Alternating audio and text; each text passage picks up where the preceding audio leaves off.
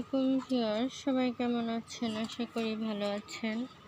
তো আমি আমার ছাদ বাগানে চলে আসলাম কাজ করার জন্য। ছাদ বাগানে এসে দেখি সুন্দর ফলমূল শাকসবজি হয়ে আছে। আর এরকম শাকসবজি ফলমূল সব কিছু দেখলে কিন্তু কি যে ভালো লাগে, আনন্দ হয়, ছাদ বাগানের একমাত্র জানে।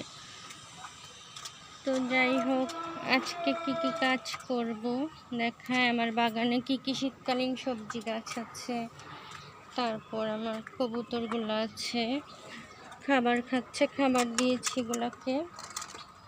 তো এখানে হচ্ছে আল্লাহ পাক যদি মানুষকে দান করেন, দেখা যায় যে দুটা ডিম ছিল, তো একটা ডিম ফেলে দিয়েছিলাম নষ্ট ভেবে। তো আরেকটা ফাটা ছিল, ওটা নষ্ট ভেবে ফেলে দিতে চেয়েছিলাম। তারপর ঝাঁকি দিয়ে আবার রেখে দিলাম, বলি যে যদি খারাপ হয় ওরাই ফেলে দিবে। তো যদি ফেলে দিতাম আর বাচ্চাটা কিন্তু পেতাম না। আজকে এসে দেখি আলহামদুলিল্লাহ একটা বাচ্চা ফুটে আছে। তা আল্লাহ পাক এভাবে মানুষকে কিন্তু দেন। ওই ভাঙা ডিমের ভিতর থেকে কিন্তু বাচ্চাটা পেয়েছি। এই যে কি সুন্দর কামরাঙ্গা ফুল আবার এসেছে, অনেক ভালো লাগছে কামরাঙ্গা ফুলগুলো দেখে। এদিকে মালবেরি ফল হয়েছে ডালটাতে, আর এদিকে ফুল ফুটেছে। এবার আদা লাগিয়েছিলাম, অনেক আদা হচ্ছে। তারপর যে মিষ্টি কুমড়া গাছ, আলু শাক, এদিকে আমার এই যে আরেকটা সিমের গাছ বড় হচ্ছে। আর এদিকে হচ্ছে বরবটি, লাউ গাছ, নানা রকম গাছ। এদিকে ডালিমও ধরে আছে, ডালিম গাছগুলোতে খুব সুন্দর ফুল। এদিকে যে চন্দ্রমল্লিকা ফুলের গাছ। এবছর আমার গাঁদা ফুলগুলো ছাদ বাগান পরিষ্কার করার সময় তারা চারাগুলো ফেলে দিয়েছে, এই জন্য আবার নতুন করে কিনতে হবে গাঁদা ফুল। আমার একটা কিনলে অনেক বছর থাকে চারা। তো এই হলো লেবু গাছে লেবু ফুল হয়েছে।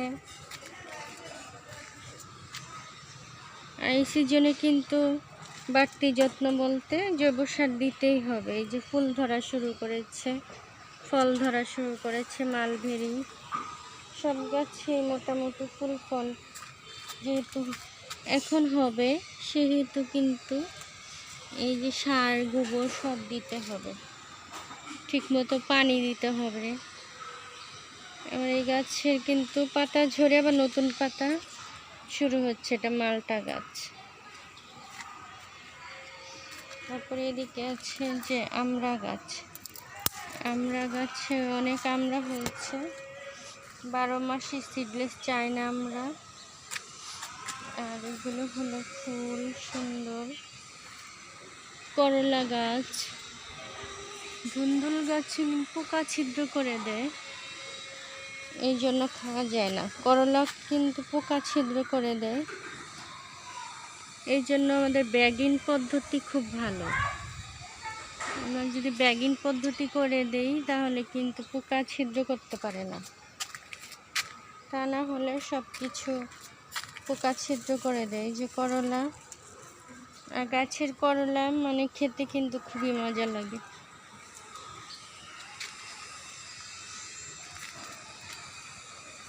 এদিকে হচ্ছে পেঁপে ধরেছে, কচু শাক, তারপরে এদিকেও করলা ধরেছে। আমার সিম গাছটা ভালোভাবেই রোদ নিচ্ছে দেখা যাচ্ছে। সফেদা ধরেছে, বড়ই ধরেছে, তারপরে এদিকে পেয়ারা ধরেছে। আর এদিকে সব পুঁইশাকের ডগা হয়েছে সুন্দর। পুঁইশাক খেতেও কিন্তু দারুণ। আর এদিকে কিন্তু আমার চারা গাছগুলো হচ্ছে সুন্দর, লাউ কুমড়োর চারা। এদিকে হচ্ছে আমাদের ফুলের গাছ, সব নানা রকম ফুলের গাছ। এখন হচ্ছে বাগান পরিষ্কার করে সব ধরনের গাছ এনে লাগিয়ে দিতে হবে। শীতকালীন চারা, বেগুন, টমেটো, যেসব চারা নেই সেগুলো লাগিয়ে দিতে হবে। যে ফুলের কলি, নানা রকম গাছ দিতে।